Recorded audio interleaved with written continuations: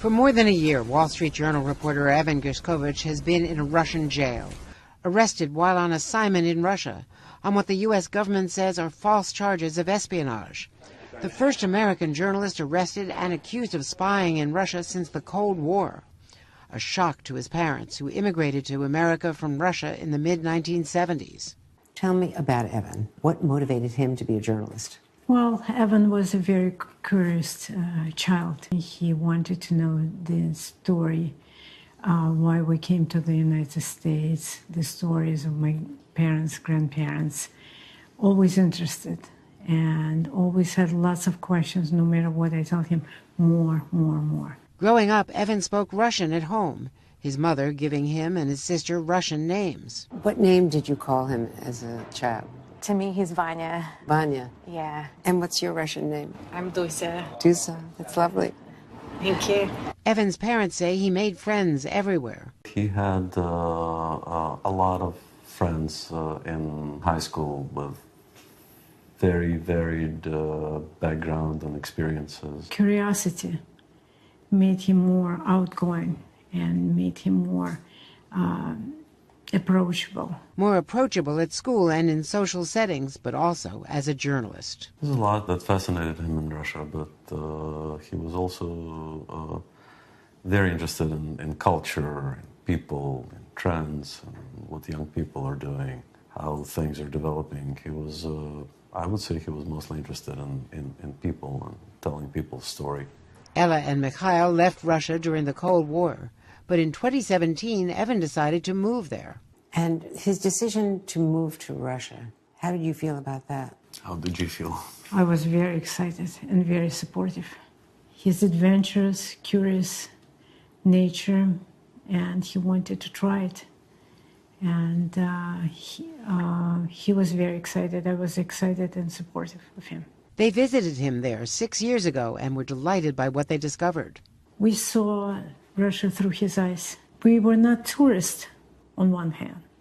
On the other hand, we were with such a great guide to New Russia that we didn't experience before. But there was also a lot of just genuine, interesting things happening. It was a vibrant, very vibrant society. But things changed when Russian President Vladimir Putin invaded Ukraine.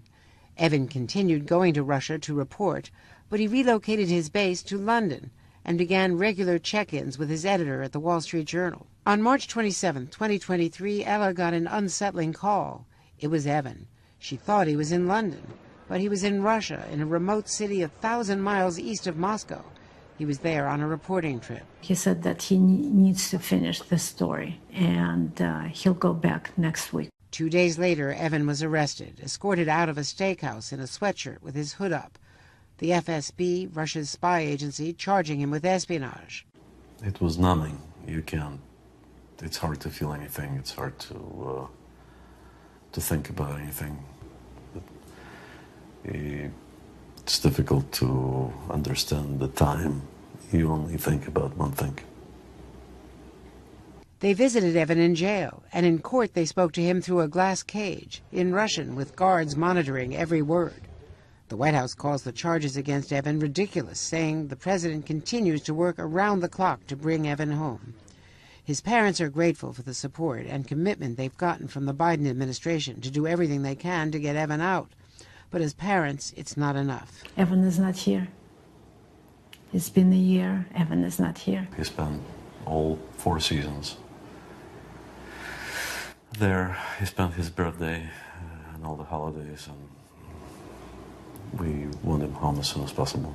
To keep a spotlight on Evan's plight and mark his first year in Russian custody, journalism is not a crime.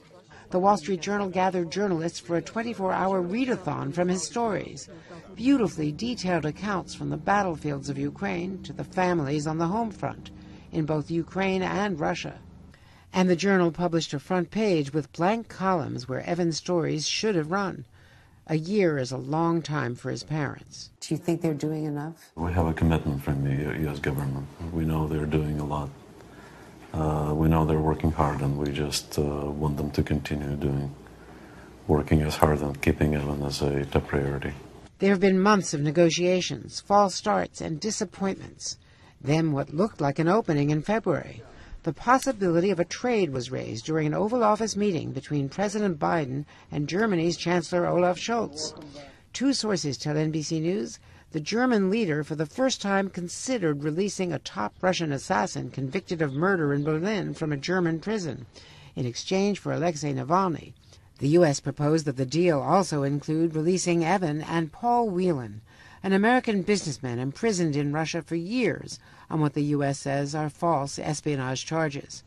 A week later, Navalny died suddenly in one of Russia's worst prison labor camps. U.S. officials say before the trade was officially proposed to the Kremlin. When Navalny died, so did the potential deal. The Wall Street Journal has now reported that the U.S. is preparing a new proposal to Moscow for a swap to get Evan and Paul Whelan home. Despite so many disappointments, his family remains hopeful. We are keeping ourselves optimistic. That's the best way we can cope with it. No pessimism. Pessimism will kill all the hope. For now, Evan's family, his Wall Street Journal colleagues, and fellow reporters around the world are making sure his story is not forgotten. Andrea Mitchell, NBC News, Philadelphia.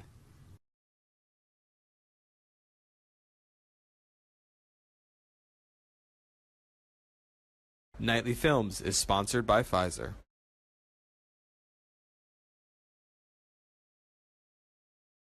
Thanks for watching our YouTube channel. Follow today's top stories and breaking news by downloading the NBC News app.